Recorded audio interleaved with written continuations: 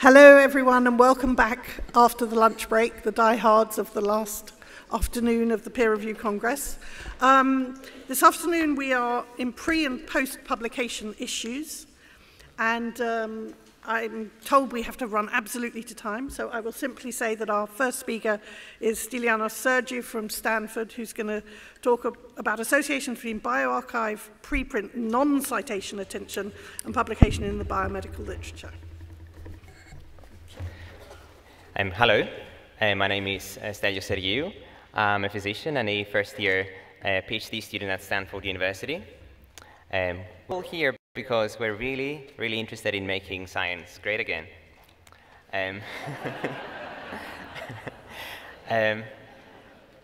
Many publications over the past few years have shown that scientific research has not been up to par as far as quality is concerned. One of the ways we can mitigate that is obviously by improving and innovating in peer review, but peer review does not come without its limitations.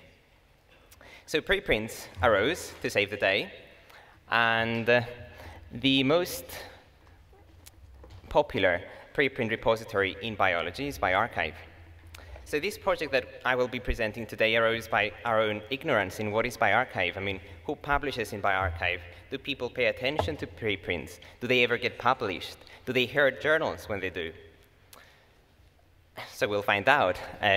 I'll start with some vocabulary first, just to be absolutely sure that everyone is on the same page.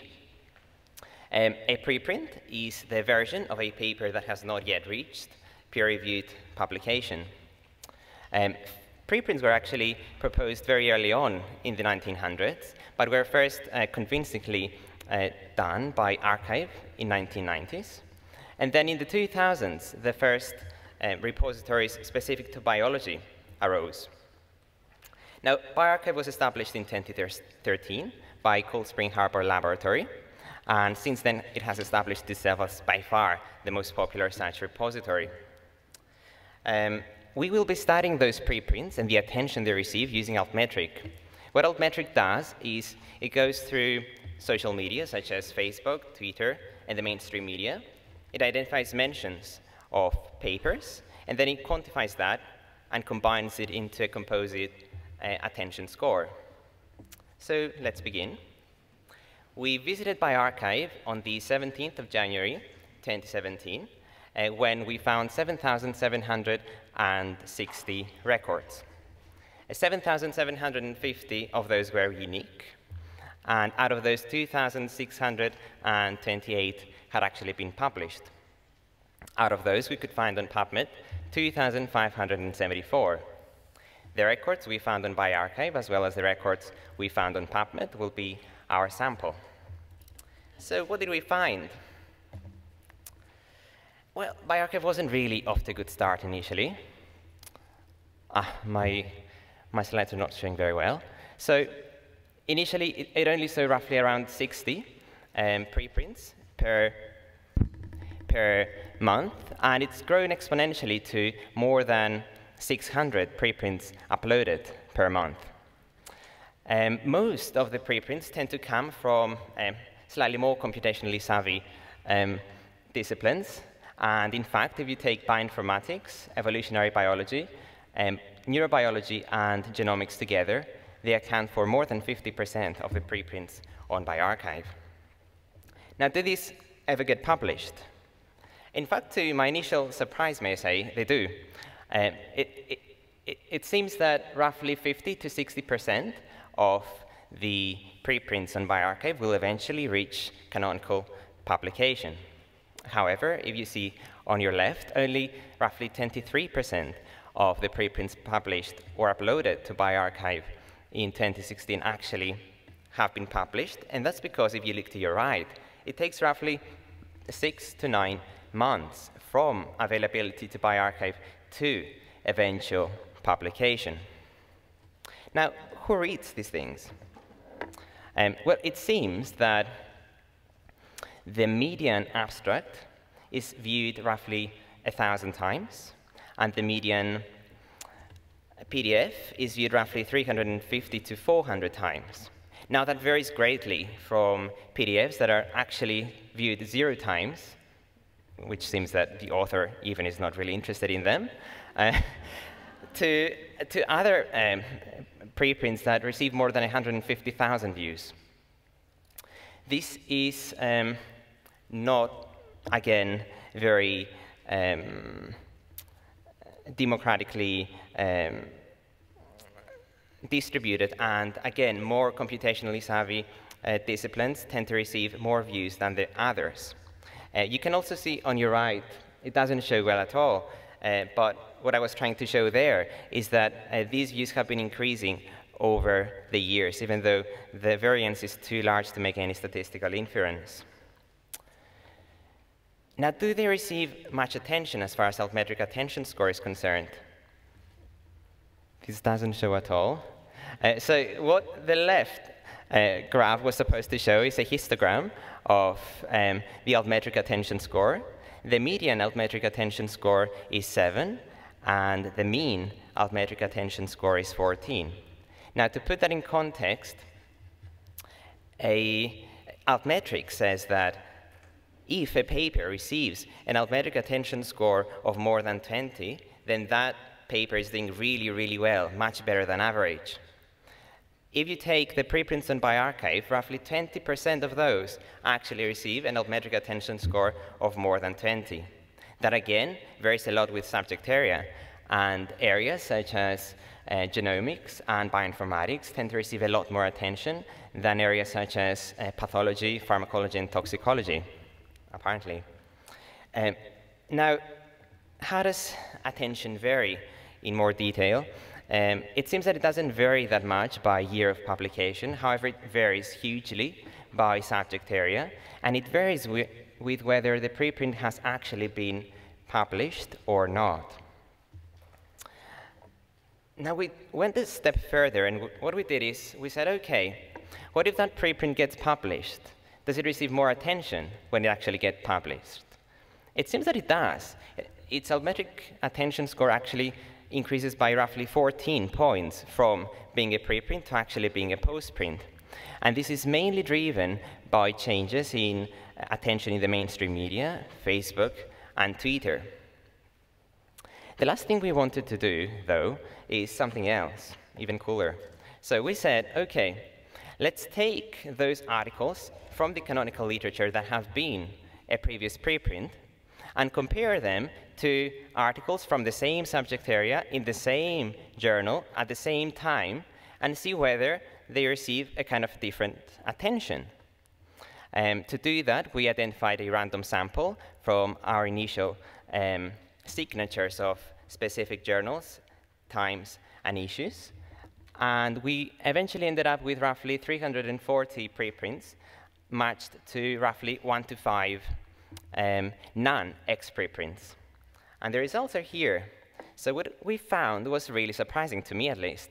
It seems that if an article has been on bioRxiv, when it gets published, it receives a lot more attention than articles that had never been on bioRxiv.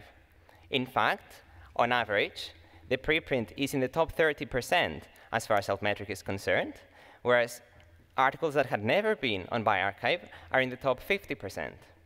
That's mainly driven by Twitter. But you can also see, if you avoid altmetric and just look at citations taken from Cross-Ref, even as far as citations are concerned, X preprints tend to receive more citations than non-X preprints. In what we did, there were a huge amount of limitations. And the three most important, as far as I'm concerned, is that bioRxiv is an evolving platform, so what applies today may not apply tomorrow. Two, the association that we saw with bioRxiv and being an X preprint is most probably confounded by other factors. And number three, bioRxiv represents mostly papers from disciplines such as bioinformatics and genomics, and those may not generalize well to other disciplines. So take-home messages. bioRxiv is quite popular and rapidly evolving. Preprints on bioRxiv attract significant attention, and they eventually reach canonical publication. And when they do, they tend to receive more attention than articles that had never been on bioRxiv. I would like to thank my advisor, Johnny Anidis, and all of my code and data will be on my GitHub as of after the Congress. Thank you very much.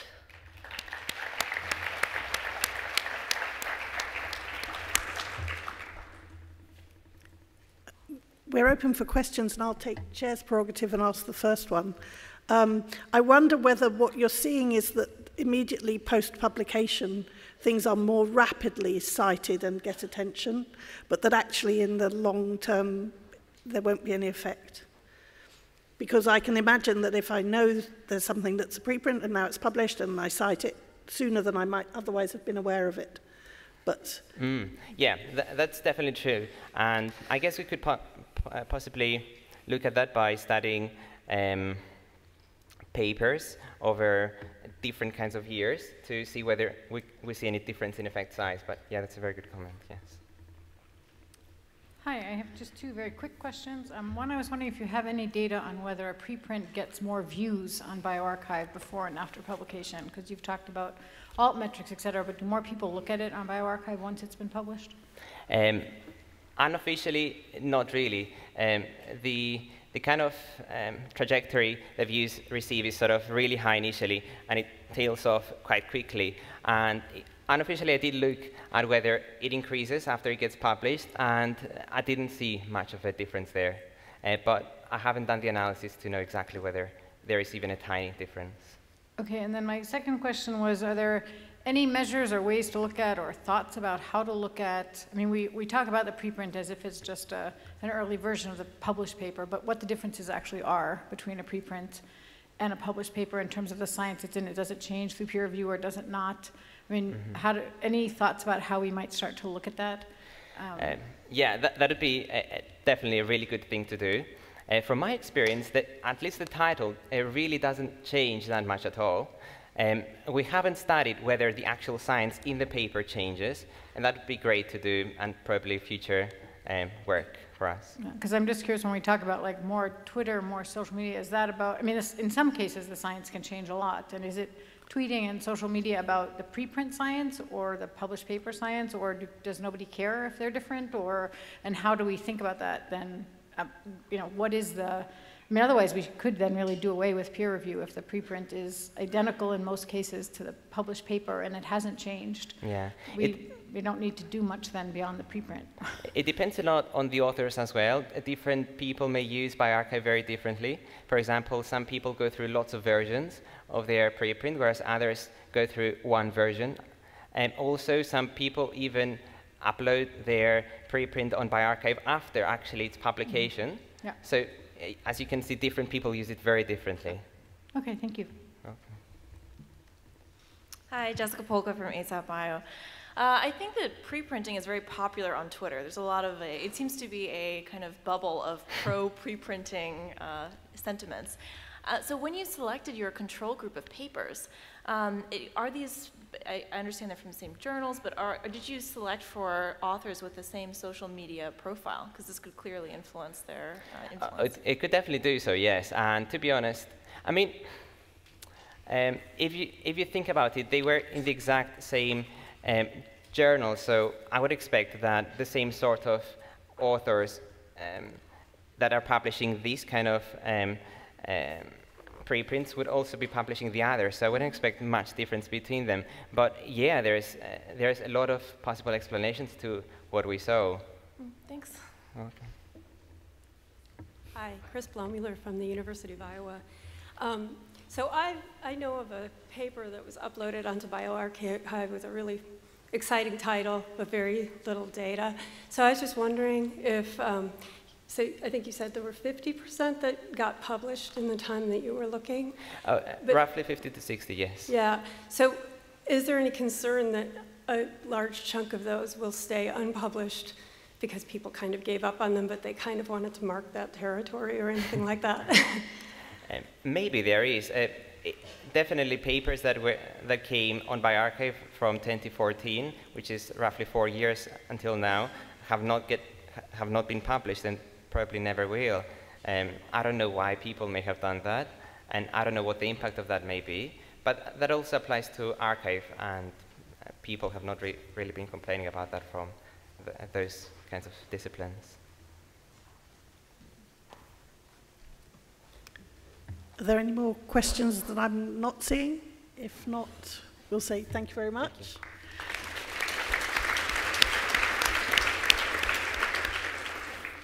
And next up we have Ramya Ramaswami talking about differences in readership metrics and media coverage among published studies in New England Journal. Thank you very much. My name is Ramya Ramaswamy. I was an editorial fellow last year at the New England Journal of Medicine, and I'm delighted to present to you today the differences in readership metrics and media coverage among published studies at the New England Journal of Medicine. So we think about a young researcher who has just completed her study and is looking forward to sending it for publication at a journal. And I'm sure one of the things that she's thinking about is, oops. Oh. She's wondering where her slides are. One of the things she's thinking about is who's going to see her study, and will it be cited? And I'm sure that the editorial team that are reviewing her paper and are considering her paper are also thinking about the same thing. And we're lucky nowadays in that we can measure views, citations, and media coverage much easier than we previously could. But what about when the study has a negative outcome? So when this is the case, and previous studies have looked at this, investigators might be reluctant to submit those studies for publication. Moreover, many journals get a lot of criticism about not publishing enough negative studies. But what's unknown is whether there are any differences in the metrics, such as media coverage, citations, and online views among negative studies compared with those that have a positive outcome. So that was our hypothesis. We wanted to check whether post-publication metrics between positive, negative, and mixed studies were the same. So just to take a step back, my colleagues at the past peer review Congress presented data that was published on published papers from the New England Journal of Medicine. Here we have studies from 2010, and on the x-axis we can see the number of online views in comparison with the citations. Now, what we saw at the time was a clustering effect. Most studies were in the bottom left-hand corner, and we had a few studies at the top right-hand corner in cluster 4 where they were highly viewed and highly cited. But what's not clear in this graph is what were the outcomes of these studies. Are they positive, negative, or mixed studies? And so this was the other question we wanted to ask. So how do we define positive, negative, and mixed studies? So positive studies are where the primary endpoint was met and it was a positive outcome. Negative studies, again, where the endpoint was not met. And mixed studies are those that can be open to interpretation. So I have two examples. The first where authors have two primary endpoints, one of which was negative and one which was positive. So an example would be progression-free survival and overall survival. And in another case where a treatment may have shown benefit, the adverse events were excessive and therefore perceived to be a mixed study. So we looked at, taking a view of how we measured the outcomes, the post-publication metrics, all studies that are published on our website have page views, citations, and media coverage listed, and they're updated every day. And there are 3 platforms that we used for measuring these metrics. So Adipon is our online publisher, and Crossref and Altmetric are used by many online publishers as well.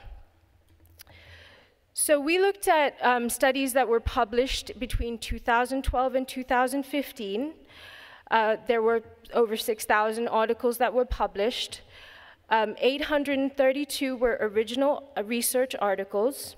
We limited these to 338 where there was an intervention or drug in a population, and found that 66% were deemed to be positive, 22% were negative, and 12% were perceived to be mixed. So looking at the citations overall, the mean number of citations were not statistically significant. We plotted the number of page views over time, and also when looking at the mean number of page views across the three groups, these results were not statistically significant. Just so we know, I think there is an error in the way that the results have been posted on the screen. So if anyone's interested, I'm happy to discuss that with you later. And finally, when we looked at media coverage, the mean number of media coverage across the three groups were also not statistically significant. When we looked at the question that we discussed earlier, which was the page views and the citations, we found a positive correlation between the number of page views and citations for the published studies that we looked at. And when we superimposed whether these studies were positive, negative, or mixed, we found that there was an overlap of positive and negative studies. And the one outlier in the corner was a published study from 2013 looking at the Mediterranean diet and on cardiovascular disease. So there are a few limitations I'd like to discuss. The first being the definition and classification of positive, negative, and mixed studies. Although there was a high concordance among the investigators who looked into this within our group, I imagine that if you were to increase the sample size, perhaps you could argue that the delineation between these groups may differ.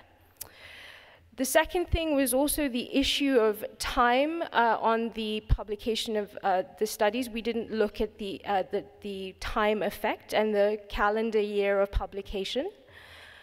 The third thing is the issue about heterogeneity among these published studies. So the first is the authors and which institution they come from. The second is the number of patients and the actual condition that these patients have also influences how it's perceived in the media and the number of citations. The third thing is, although many of our studies were randomized controlled trials, study design does have an influence on the post-publication perception.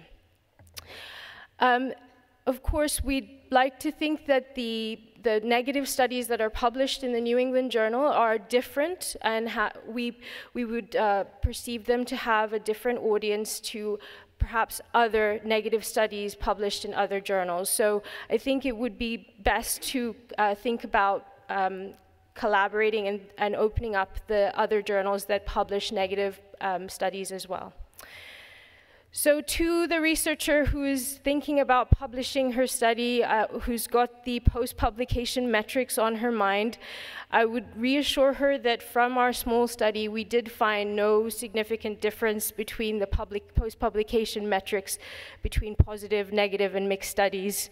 I would reiterate to her that she should think about the medical community and the effect of her research on her patients. Thank you very much.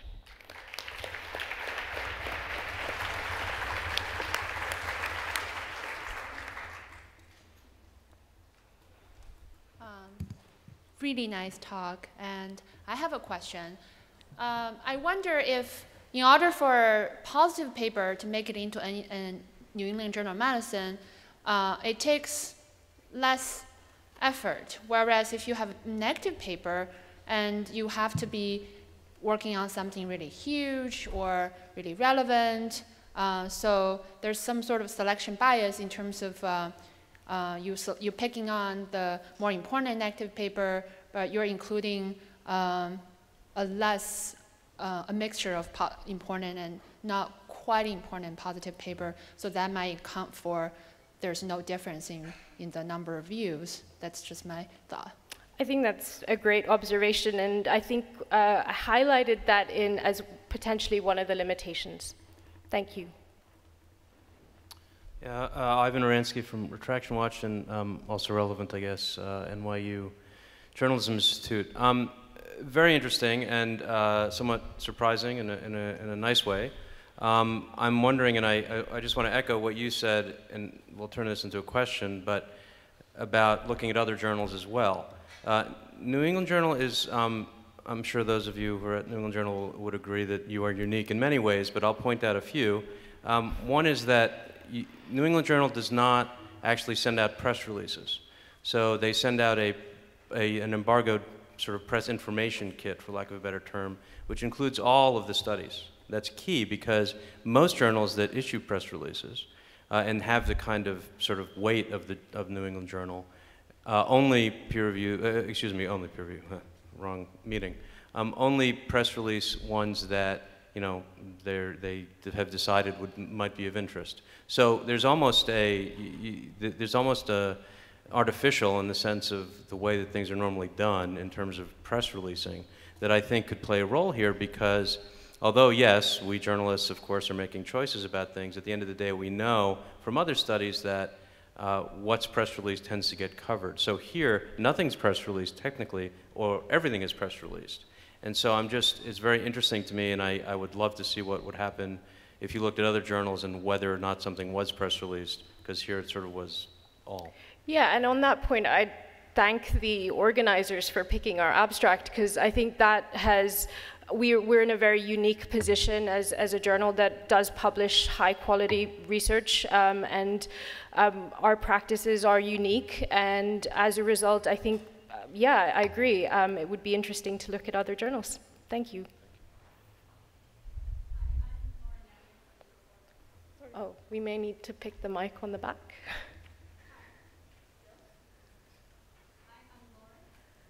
Hi. I think I can just about hear you, so. Well, I think for the live stream thing. Oh, here we go.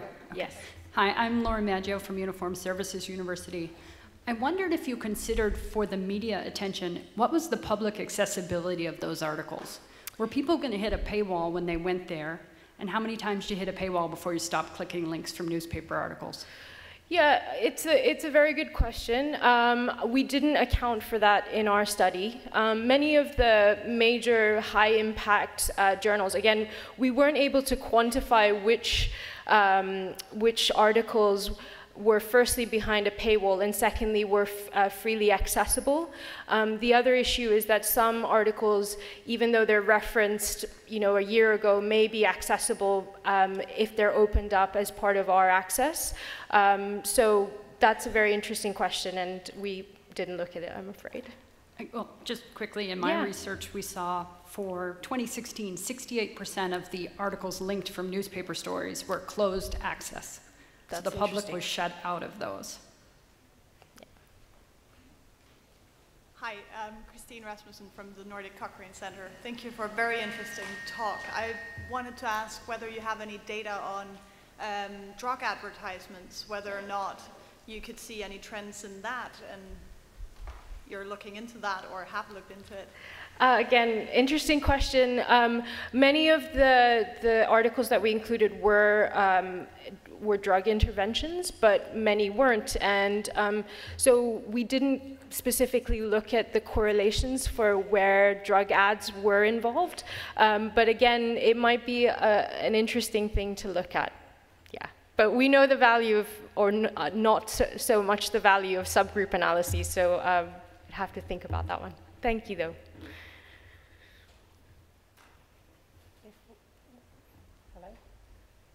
If we're done with the questions, thank you very much.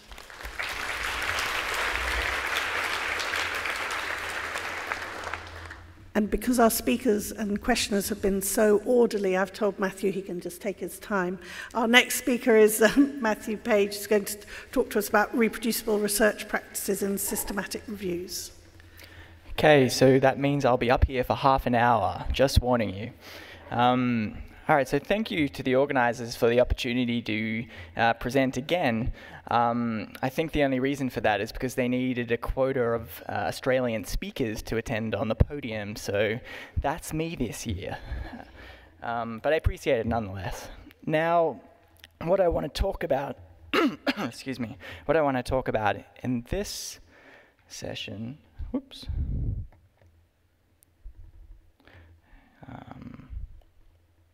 Okay, one slide's going fast. This one's, yeah. Oops, let's go back. There we go. Okay, so what I want to talk about in this session is reproducible research practices in the context of systematic reviews. And so what I mean by reproducible research practices are those practices used by authors of studies which would allow others to attempt to follow the methods and reproduce the finding of studies given the data that's actually available. And so there's been a lot of talk about we need more reproducible research being published, but a lot of the attention and guidance seems to be going towards authors of clinical trials and individual studies. And I think we should hold systematic reviewers to the same account. And so some of the examples of practices I'm talking about are things like providing a detailed description of the data gathered and used in analyses, providing clear presentation of the analysis methods and results, and sharing data sets collected and statistical analysis used, which underpins the analyses reported in a systematic review. Because there's many benefits of doing this in a context of a systematic review. For example, it can allow for reanalysis of meta-analyses, whereby a reader who wants to maybe do a subgroup analysis on a set of trials that are applicable to a certain clinical practice that you're working in, you may be able to do that if you have that data available from within the paper.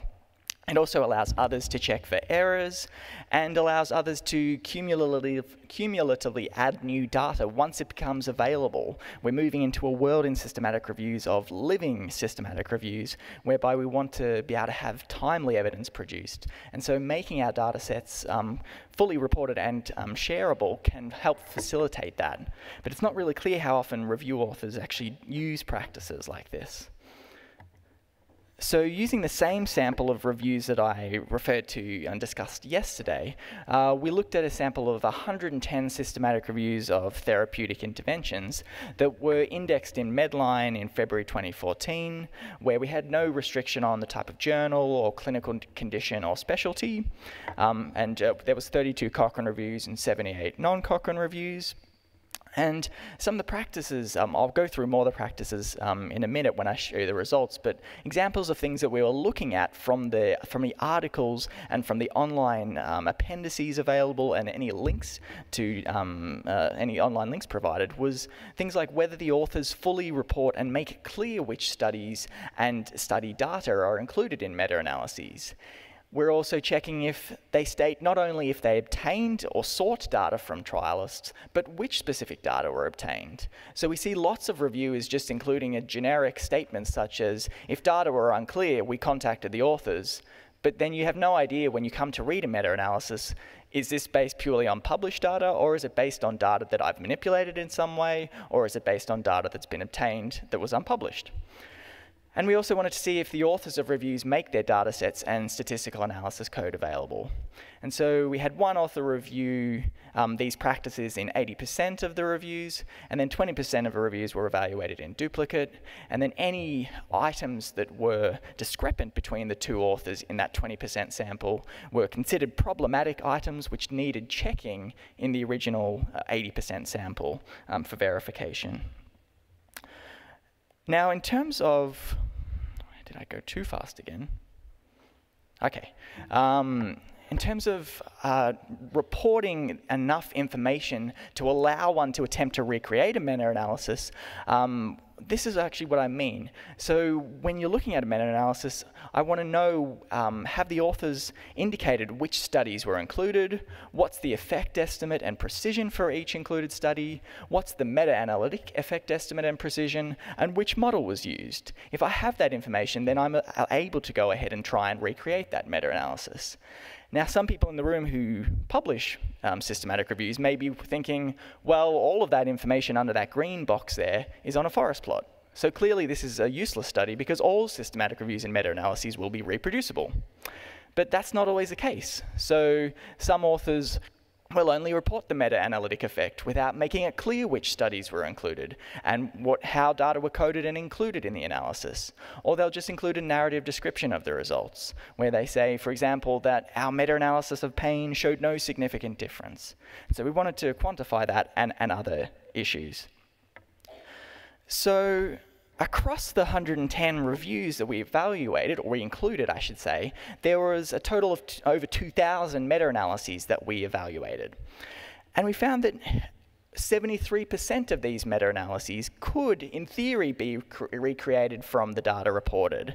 I should have said could in theory, because if you post a photo of this and put it online, people will think that I'm insane in that I actually attempted to recreate 2,000 meta-analyses, and that's not what I did.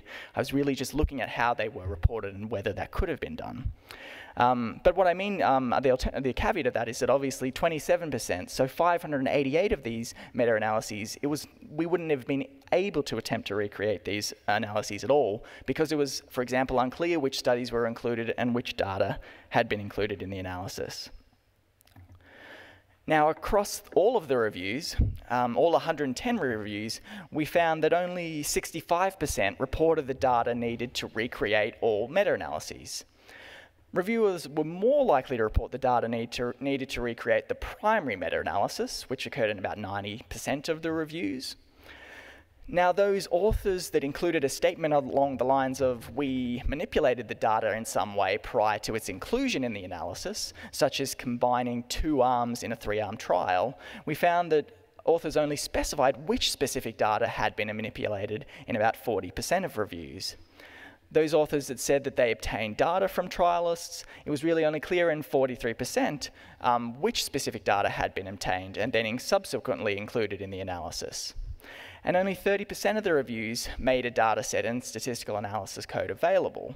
And with that bottom characteristic there, you could argue it's a somewhat generous rating there, because what we're referring to really is only the Cochrane reviews, which I think even some authors of Cochrane reviews may not be aware about the fact that when they actually publish their article, a link to a downloadable review manager file becomes available, which the data can be edited and you can use the different models that are available within that software. So that's automatically done whenever Cochrane reviews are published.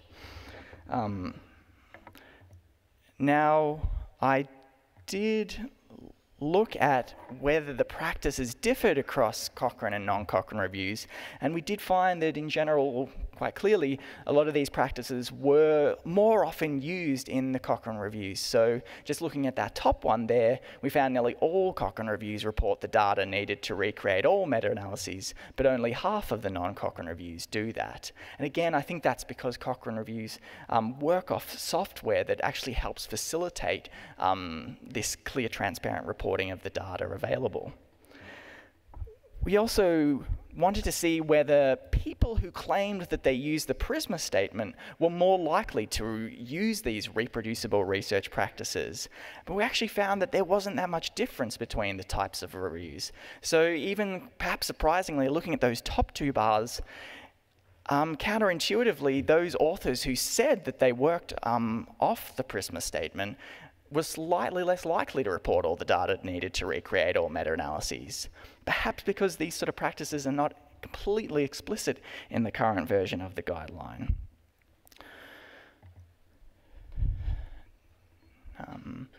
Now, some strengths of this work are that we included a broad cross-section of systematic reviews, looking at published in a range of specialty journals and looking at a range of clinical areas, and performed a detailed evaluation of these reproducible research practices. Some limitations are that we didn't go that extra level to attempt to try and reproduce the meta-analyses ourselves. That's something we could do in future work and see if we're actually able to come up with the same result had we tried to search for exactly the same trials and collect the same type of data. We also didn't contact the authors of the reviewers to request the information that we needed, which is something that we would probably do in practice if we actually did want to go and recreate the findings. And we only looked at reviews published in English, which had to meet some minimum quality criteria. So it's possible that our findings don't generalize to other types of systematic reviews. And some implications from this work are we think that review authors need to make greater use of software to help them transparently report their meta-analysis findings and share all the data that they've collected. So software like the Systematic Review Data Repository, an open access database that people can use to deposit the data they've collected as part of a systematic review, which is helpful when you're thinking about coming ahead and doing future reviews where you're not going to have to always contact authors every single time for the data that you need, because if it's all in this central database, then that could actually help everyone in future. And they could also share more of their results in extra analyses on platforms like the Open Science Framework and Figshare, because obviously it's hard to fit everything into a single article. And I remember one of the peer reviewer comments I got on this abstract was, do you expect the results of a study to be reproducible entirely from an article? And no, I don't expect it to be just from the article alone. I expect authors to make use of links to these different platforms and software, because it's always obviously helpful to make their article usable and readable too, rather than bombarding them with too much information. So in conclusion, we think that reproducible research practices are underused in systematic reviews of therapeutic interventions, and that we need to invest in strategies such as updating of PRISMA guidelines and development of software that can help facilitate authors to provide more detailed descriptions of their data gathered and used, more transparent reporting of the analysis method and results, and sharing of the data sets and code. And all the data, code, and materials for this study are available on the Open Science Framework at this website here. I've been seeing other people have been putting barcodes on their slide, and clearly I'm too old for that because I have no idea how that was done. So you're just going to have to type out the website here. So thank you.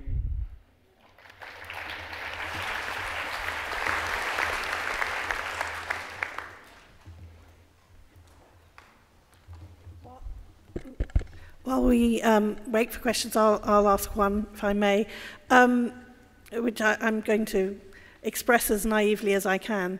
To what extent should it be the case that if someone redoes a systematic review, they get exactly the same result?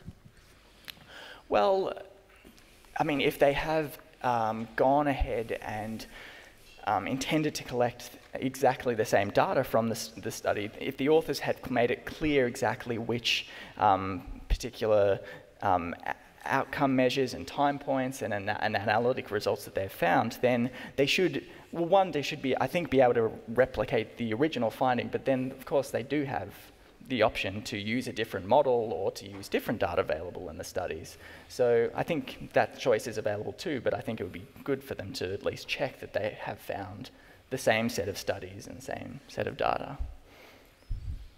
Let's go this way first. Yeah, Andreas Lund from the Center of Evidence-Based Medicine in Denmark. Thank you for an interesting presentation. I was wondering, for the group of non-Cochrane reviews, did you look at whether the journals they published in actually allowed for supplementary information to be uploaded? Because I would imagine if you do a lot of sensitivity or subgroup analysis, that you wouldn't be able to fit them into a paper with a forest plot. Yep, so we will look at that. We haven't looked at that yet, but obviously I think a lot of journals are offering that as an option for now, but that's something that we do need to check if that was available. So good point. And then over here. Hal Sachs from Pocori. Part of reproducible research as applied to systematic reviews would be being able to reproduce the assessment of the quality of the individual studies that ended up being included. And I wondered whether your analysis took that into account, or whether you basically started with the studies that they indicated that they included.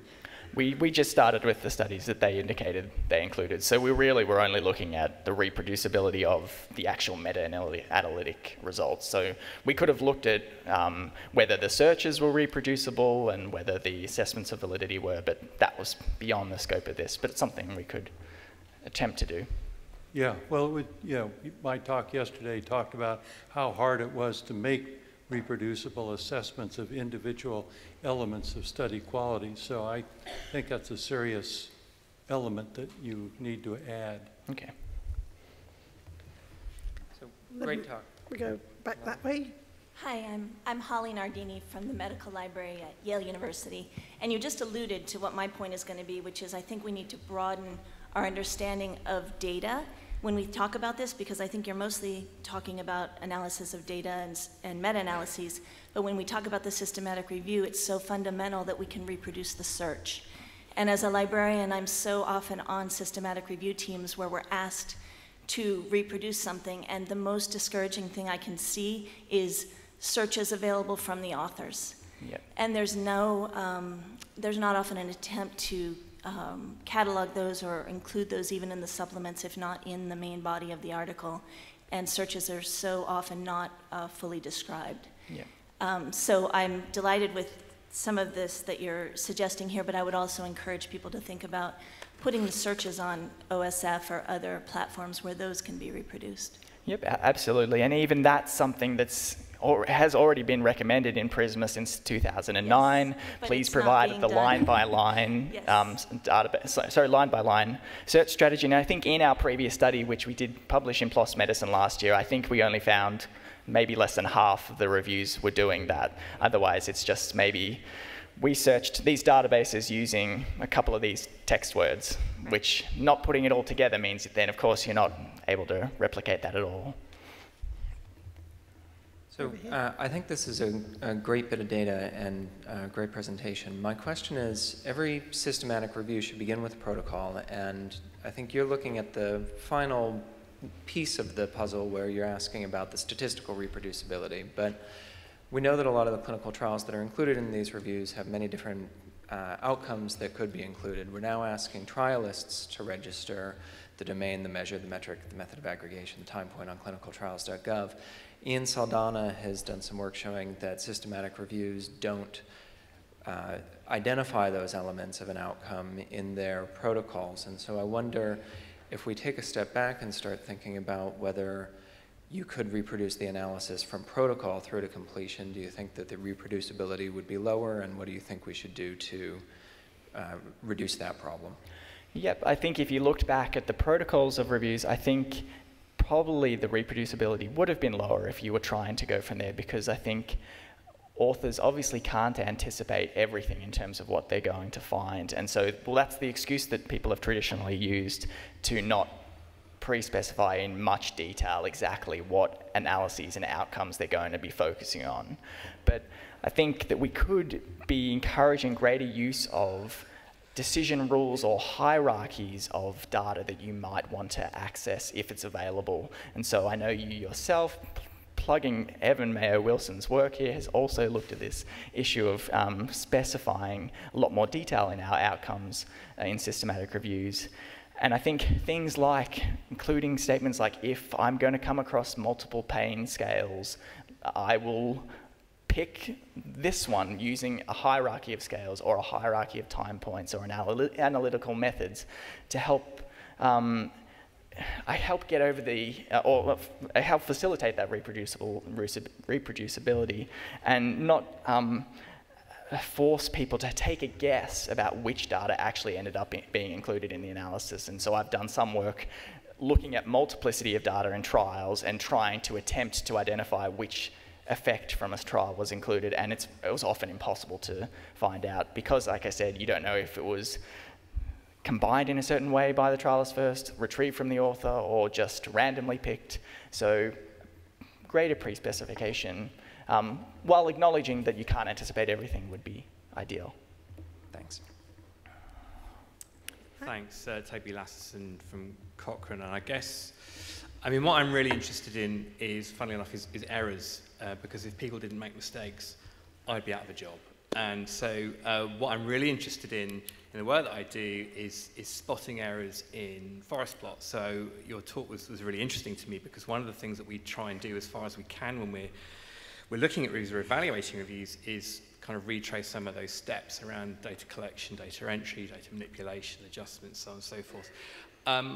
I know you weren't deliberately, intentionally looking at that, but I'd be very interested to know whether you've got any plans to go that one step further and sort of, for a sample or for maybe a very sort of select few reviews sampled randomly from what you've got, to repeat the analyses, but actually involve looking at the data again, going back to the study levels rather than just looking at what's in the plots. That wasn't my initial plan, but Toby, clearly you're offering to collaborate, so we can talk over the poster session if you'd like. I personally feel I'm done to death looking at this data set. So I would definitely need to recruit several people who might want to be involved in doing that, because it would definitely be worthwhile doing. I'm not disparaging the idea, it is a great idea. But we need... Well, one of the reasons I'm asking is that I was made aware of an article that I think was published in Nature a few years ago, where this whole approach, actually not just looking at the forest plots, but going back to the searches and the risk of bias assessments, and it kind of failed. So I kind of want to know if that's still likely to happen now, and what might we do to mitigate some of that. But yeah, I'd be happy to collaborate. Yeah, great. Cool. Thanks. Okay, if there are no more questions, thank you very much to all three of our speakers.